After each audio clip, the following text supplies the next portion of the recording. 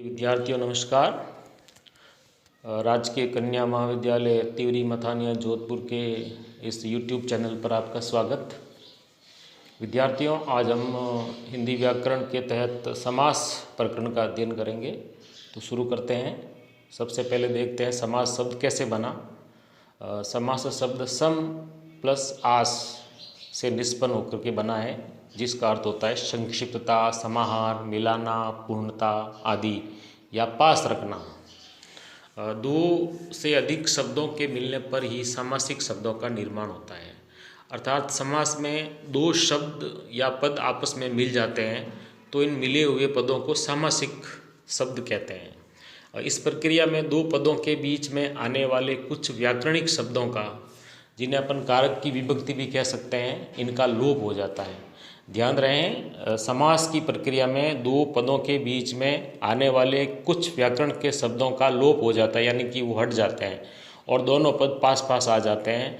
तो इससे सामासिक शब्दों का निर्माण होता है। इन सामासिक शब्दों के प्रयोग में संक्षिप्तता, उत्कृष्टता और सटीकता आती है। तो समास का जो महत्व है वो इसलिए है कि अपनी बात को संक्षेप में, उत्कृष्ट और सटीकता से कहने के लिए हमें इन सामासिक शब्दों का प्रयोग करना पड़ता है। यानी कि समास का प्रयोग इसीलिए करते हैं कि हम शब्दों में संक्षिप्तता ला सके। समास की परिभाषा हो गई, दो पदों के योग से बने पद को ही समास कहते हैं। और अलग अलग करने की जो प्रक्रिया होती है इसको विग्रह कहते हैं। तो समस्त पदों, यानी कि जो समास युक्त जो शब्द है या पद है, उसको अलग करने की प्रक्रिया का नाम ही विग्रह है। और समस्त पद का अर्थ हुआ कि समास की जो प्रक्रिया में जो शब्द बना है, समास प्रक्रिया से बने पद को ही समस्त पद कहते हैं। समस्त पद के लिए एक और शब्द है सामासिक शब्द। तो सामासिक शब्द या समस्त पद एक ही बात है।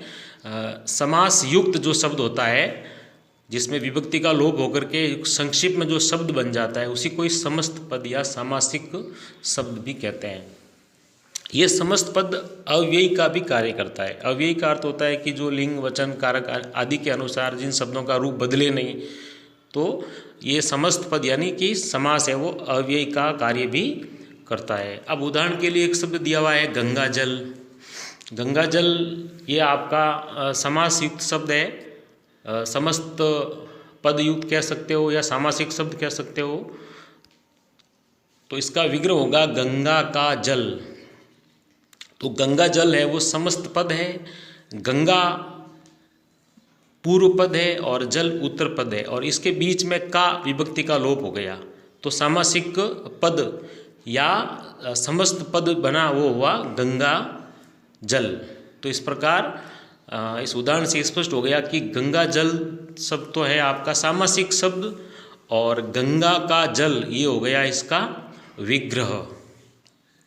इसमें गंगा है वो पूर्व पद है और जल है वो उत्तर पद है। और का जब इसका विग्रह करते हैं तो का आ जाता है, और जो ही अपन इसका समस्त पद बनाएंगे, समस्त पद यानी इसका समास बनाएंगे, तो इसमें का लोप हो जाएगा और शब्द बन जाएगा गंगा जल। तो आप समझ गए होंगे कि समास में समस्त पद क्या है और पूर्व पद क्या है, उत्तर पद क्या है, विभक्ति क्या है।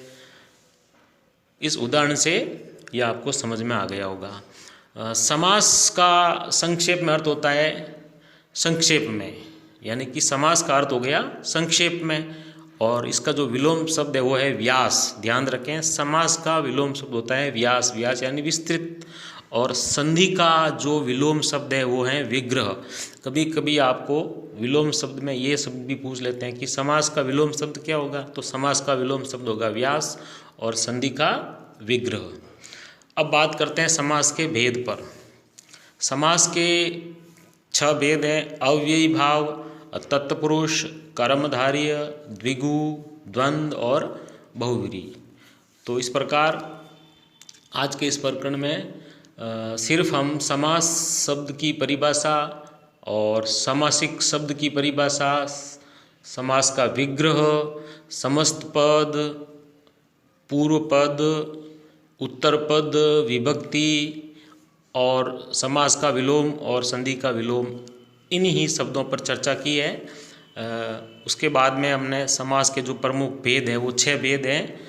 अव्ययी भाव, तत्पुरुष, कर्मधारय, द्विगु, द्वंद्व और बहुव्रीहि। अगले वीडियो में हम सबसे पहला जो समास है अव्ययी भाव, इसका अपन विस्तृत अध्ययन करेंगे। तो आप चैनल से जुड़े रहें। धन्यवाद।